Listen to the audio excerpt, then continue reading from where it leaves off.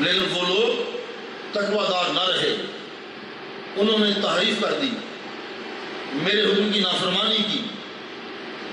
اے میرے محبوب کی امتیوں، تم پہ روزے اس لیے فرض کیے گئے ہیں لعلکم تتقون، تاکہ تم تقوی دار بن جاؤ، پرہیزگار بن جاؤ، تقوی دار اور پرہیزگار بن جاؤ، اس لیے روزے فرض کیے گئے ہیں۔ سب سے پہلے جو روزہ فرض ہوا تھا وہ کب ہوا؟ سیدنا آدم علیہ السلام کو جب اللہ رب العزت نے اس زمین پہ اتارا، جنت سے نکال کر زمین پہ اتارا، تو سورج کی تپش کی وجہ سے، اس کی تمازت کی وجہ سے ان کا جسم سارا سیاہ ہو گیا، کالا ہو گیا۔ جسم کی سیاہی سے وہ گھبرائے کہ اللہ رب العزت نے مجھے سزا دے دی ہے۔ تو جبریل حاضر ہوئے، کہا کہ اے آدم، اللہ رب العزت کا پیغام ہے، اگر آپ چاہتے ہیں کہ آپ کا جسم اسی طرح سفید اور گورا ہو جائے، تو اللہ نے فرمایا ہے کہ تم 3 روزے رکھ لو، 3 روزے رکھ لو، ان روزوں کی برکت سے اللہ رب العزت تمہارے جسم کو پھر ویسا ہی کر دے گا جیسا جنت میں۔ انہوں نے پہلا روزہ رکھا تو اللہ نے 1/3 جسم کا صاف کر دیا۔ جب دوسرا روزہ رکھا تو 2/3 جسم سفید ہو گیا۔ جب تیسرا روزہ رکھا تو ان کا سارا جسم سفید ہو گیا، وہ سیاہی جاتی رہی۔ ان روزوں کی برکت سے جسم نور کی طرح چمکنے لگا۔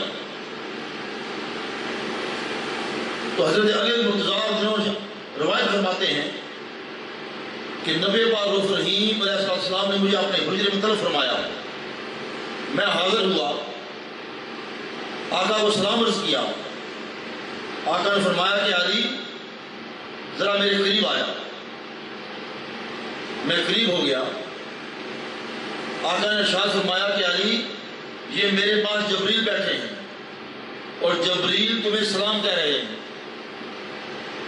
یعنی کہ دیکھیے علی المرتضیٰ کا مرتبہ کیسا ہے کہ جبریل سلام عرض کرتے ہیں، کہ علی جبریل تمہیں سلام عرض کرتے ہیں، اور ساتھ ایک پیغام بھی دے رہے ہیں کہ جبریل اگر تم مہینے کے 3 روزے رکھا کرو تو اللہ رب العزت تم پہ بہت بڑا کرم فرمانے والا ہے کہ پہلے روزے کے صدقے 10 سال کے روزوں کے برابر ثواب عطا فرمائے گا، اور دوسرے روزے کے صدقے 30 سال کے روزوں کے برابر ثواب عطا فرمائے گا، اور تیسرے روزے کے صدقے 1 لاکھ روزوں کے 1 لاکھ برس کے روزوں کے برابر تمہیں ثواب عطا فرمائے گا۔ علی المرتضیٰ فرماتے ہیں کہ میں نے عرض کیا کہ یا رسول اللہ صلی اللہ علیہ وسلم وہ کون سے دن ہیں جن کے بارے میں ارشاد حکم ہو رہا ہے؟ آقا نے فرمایا کہ علی ہر مہینے کی 13ویں 14ویں اور 15ویں کے روزے ہیں جنہیں ایام العادیہ کہا جاتا ہے، ایام البید کہا جاتا ہے۔ یہ روزے جو ہیں یہ تم رکھا کرو۔ حضرت علی المرتضیٰ کہنے لگے کہ یا رسول اللہ صلی اللہ علیہ وسلم کیا یہ ثواب یہ کرم میرے لیے مخصوص ہے یا پوری امت میں شامل ہے؟ آقا نے فرمایا علی تو اس پہ عمل فرما، تو اس پہ عمل کر، اللہ تجھے بھی ثواب عطا فرمائے گا اور میری امت میں جو بھی اس پہ عمل کرے گا اسے بھی اتنا ہی ثواب ملے گا، اسے بھی اتنا ہی ثواب ملے گا۔ اور ان ایام کو ایام عادیہ اس لیے کہا جاتا ہے کہ ان دنوں کے روزوں کی وجہ سے سیدنا آدم علیہ السلام کے جسم کو اللہ نے سفید کر دیا۔ یہ سب سے پہلے روزے جو انسان پہ فرض ہوئے وہ ابو البشر سیدنا آدم علیہ السلام پر ہوئے، وہ یہ 3 روزے تھے، ان پر فرض ہوئے۔ اس کے بعد امتوں پہ روزے مختلف ایام میں بس فرض ہوتے رہے، اور جب تک شریعت موسوی نہیں آئی اس وقت تک یہی 3 روزے تمام امتوں میں فرض رہے. اور حضرت موسیٰ علیہ السلام پر، حضرت عیسیٰ علیہ السلام پر یہ 30 روزے ہی فرض تھے، انہی ایام کے رمضان کے فرض تھے. لیکن عیسائیوں میں یہ پریشانی ہوئی کہ عیسائیوں نے کہا، آپس ان کے سردار اور ان کے قسیسین علماء اکٹھے ہوئے، انہوں نے کہا، آپ نے مشورہ کیا کہ رمضان مبارک کبھی گرمی میں آ جاتا ہے، کبھی سردی میں آ جاتا ہے، ہمیں پریشانی ہوتی ہے، کسب معاش میں تکلیف ہوتی ہے، سفر کرنے میں تکلیف ہوتی ہے.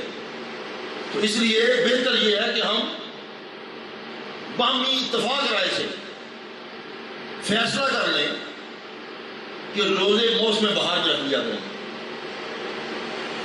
انہوں نے اللہ کے حکم کی نافرمانی کی، حکم تحریف کی، اور روزوں کو انہوں نے موسم بہار میں متعین کر لیا. اور کفارے کے طور پر کہ ہم نے حکم عدولی کی ہے، کہا کہ یا اللہ ہم 10 روزے زیادہ رکھا کریں گے، یعنی اپنی قوم کو مشقت میں ڈال دیا. 30 فرض تھے، 10 اور ڈال دیے. اور کچھ عرصہ کے بعد ایک ان کا بادشاہ بیمار ہو گیا. جب ان کا بادشاہ بیمار ہوا، اس بادشاہ نے اپنے طور پہ ایک منت مان لی، کہا کہ اگر یا اللہ میں تندرست ہو جاؤں تو میں 7 روزے اپنی اس قوم پر اور ڈال دوں گا، 39 کے ساتھ 7 روزے اور شامل کر دوں گا. بادشاہ تندرست ہو گیا. اس نے اپنے علماء کو بلایا، کہا کہ میں نے یہ منت مانی ہے کہ 7 روزے شامل کروں گا، لیکن 7 روزے سے توازن قائم نہیں رہتا، لہذا 10 شامل کر دیے جائیں، 50 رکھا کرو آج سے. تو انہوں نے 50 کر لیے. تو آج عیسائی 50 روزے رکھتے ہیں، لیکن ان میں سہولت انہوں نے یہ قائم کر دی کہ آگ کا پکا ہوا نہ کھائیں، پھل کھاتے رہیں، پانی پیتے رہیں، تو روزہ نہیں جائے گا. یہ اللہ کے فرمان کی نافرمانی تھی، حکم عدولی تھی. اس لیے فرمایا اللہ نے کہ اے ایمان والو، یا ایھا الذین آمنوا کتب علیکم الصیام کما کتب علی الذین من قبلکم لعلکم تتقون. کہ اے ایمان والو، تم ایسی تعریف نہ کرنا، اور روزے تم پہ اس لیے فرض کیے گئے تم تقوی دار بن جاؤ، پرہیزگار بن جاؤ. اور تقوی داری پرہیزگار کا تقاضا یہ ہے کہ حکم کو اسی طرح مانو جس طرح تمہیں نازل کیا گیا، اسی طرح تسلیم کرو. اور اسی تقوی داری کے لیے اور بہت سی تقوی داری پرہیزگاری یہ تقاضا الصیام ہے، روزے کا تقاضا. اگر یہ نہ آئے تو فقط بھوک پیاس برداشت کرنا یہ کافی نہیں. آدمی تقوی داری اختیار نہ کرے، پرہیزگاری اختیار نہ کرے، دل میں خوف خدا نہ لائے، تو فقط کھانے پینے سے بچا رہے، رک جائے، تو یہ کافی نہیں ہے. اللہ رب العزت نے ارشاد فرمایا، فمن شاہد منکم الشہر فلیصم. پس جو کوئی تم میں سے یہ ماہ مقدس پائے، فلیصم، وہ روزہ رکھے. سم کا مطلب ہے رک جائے. فلیصم، پس وہ رک جائے. کس بات سے رک جائے؟ کہ ہر آدمی نامہ اعمال پہ نگاہ ڈالے، اپنے اندر جھانک کر دیکھے کہ کون سی برائی اس میں جڑ پکڑ گئی ہے، اور اس برائی کو چھوڑے، اس برائی سے رک جائے. ظالم ظلم کرنے سے رک جائے، غاصب دوسروں کا مال غصب کرنے سے رک جائے، نافرمان اپنے اللہ کے احکامات کی نافرمانی سے رک جائے، اپنے والدین کی نافرمانی سے رک جائے، اور والدین اپنے بچوں کی پرورش کی غفلت سے رک جائیں.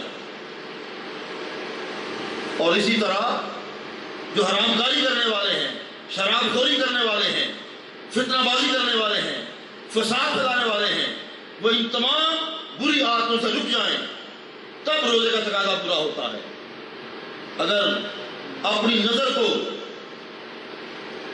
پرہیزگاری میں شامل نہیں کرو گے، نظر میں پرہیزگاری داخل نہیں کرو گے، نظر کسی غیر پہ ڈالنے سے رک جائے، کان برا سننے سے رک جائیں، زبان شب و ستم برا بولنے سے رک جائے، چغلخوری